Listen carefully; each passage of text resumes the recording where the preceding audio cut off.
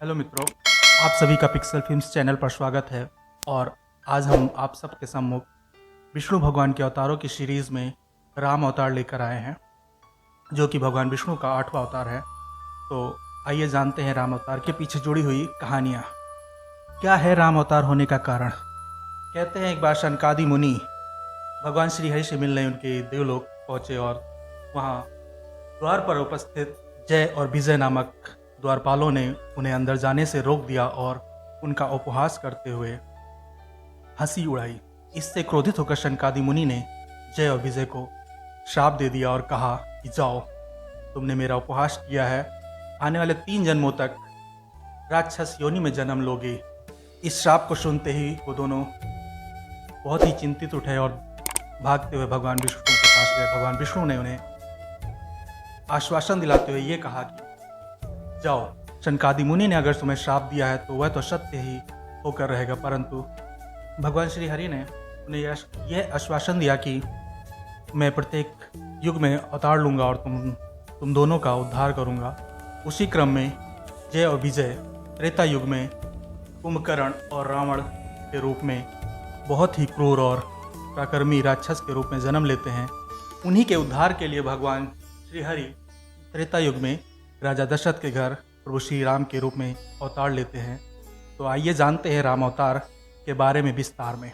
रामचंद्र प्राचीन भारत में जन्मे एक महापुरुष थे। हिंदू धर्म में राम विष्णु के 10 अवतारों में से 8वें अवतार थे। राम अयोध्या के राजा दशरथ और रानी कौशल्या के सबसे बड़े पुत्र थे। राम की पत्नी का नाम सीता था, जो कि स्वयं लक्ष्मी जी का अवतार थी।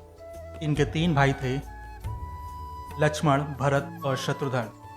हनुमान, जो कि स्वयं शिव का अवतार थे, भगवान राम के सबसे बड़े भक्त थे। राम ने राक्षस जाति के राजा रावण का वध किया। माना जाता है कि राम का जन्म प्राचीन भारत में हुआ था। उनके जन्म के समय का अनुमान सही से नहीं लगाया जा सका। विशेषज्ञों का मानना है कि राम का जन्म तकरीबन आज से 9000 वर्ष पूर्व हुआ था। धर्म के मार्ग पर चलने वाले राम ने तीनों भाइयों के साथ गुरु वशिष्ठ से शिक्षा ग्रहण की थी। किशोरावस्था में गुरु विश्वामित्र उन्हें वन में राक्षसों द्वारा मचाए गए उत्पात को समाप्त करने के लिए अपने साथ ले गए। राम के साथ उनके छोटे भाई लक्ष्मण भी इस कार्य में उनके साथ हो गए। राम ने उस समय ताड़का नामक राक्षसी को मारा था और इसी दौरान ही गुरु विश्वामित्र उन्हें वहाँ के विदेह राजा जनक ने अपनी पुत्री सीता के विवाह के लिए स्वयंवर का आयोजन किया हुआ था। भगवान शिव का धनुष सभा मध्य रखा हुआ था और शर्त यह थी कि जो भी उस पर प्रत्यंचा चढ़ाएगा उस सूरवीर से सीता का विवाह होगा। उस स्वयंवर में बहुत सारे राजा महाराजा उपस्थित हुए थे। बहुत सारे राजाओं के प्रयत्न के बाद भी जब धनुष पर प्रत्यंचा चढ़ाना तो दूर, धनुष उठा तक नहीं, तब विश्वामित्र की आज्ञा पाकर राम ने धनुष उठाकर प्रत्यंचा चढ़ाने की कोशिश की। उनकी प्रत्यंचा चढ़ाने की कोशिश में वह महान धनुष ही घोर ध्वनि करते हुए टूट गया। महर्षि परशुराम ने जब वह घोर ध्वनि सुनी तो वहां आए और अपने गुरु शिव का धनुष टूटने पर रोष व्यक्त करने लगे। तब राम ने बीच बचाव किया। इस प्रकार सीता का विवाह राम से हुआ और परशुराम सहित समस्त लोगों ने प्रभु श्री राम और सीता को आशीर्वाद दिया।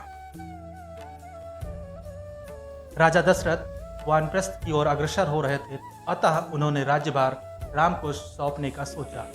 उस समय राम के अन्य 2 भाई भरत और शत्रुघ्न अपने ननिहाल कैकेयी गए हुए थे और मंथरा, जो कि रानी कैकेयी की दासी थी, मंथरा ने कैकेयी को भरमाया कि राजा तुम्हारे साथ गलत कर रहे हैं। तुम राजा की प्रिय रानी हो तो तुम्हारी संतान को राजा बनना चाहिए। पर राजा दशरथ राम को राजा बनाना चाहते हैं। कैकेयी चाहती थी उनके पुत्र भरत राजा बने, इसीलिए उन्होंने राम को दशरथ द्वारा 14 वर्ष का वनवास दिलवाया। राम ने अपने पिता की आज्ञा का पालन किया और राम की पत्नी सीता और उनके छोटे भाई लक्ष्मण भी वनवास गए थे। वनवास के समय रावण ने सीता का हरण किया था। राम अपने भाई लक्ष्मण के साथ सीता की खोज में दर दर भटक रहे थे। सीता को बचाने के लिए भगवान राम ने हनुमान की वानर सेना की मदद ली और रावण से युद्ध कर उन पर विजय पाई। हनुमान और वानर सेना की मदद से रावण से युद्ध किया और और उसे परास्त किया था।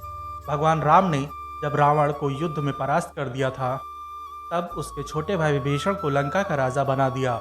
राम, सीता, लक्ष्मण और कुछ वानर पुष्पक विमान से अयोध्या को प्रस्थान कर गए। वहां सबसे मिलने के बाद राम और सीता ने अयोध्या के राजा और रानी का पद स्वीकार किया।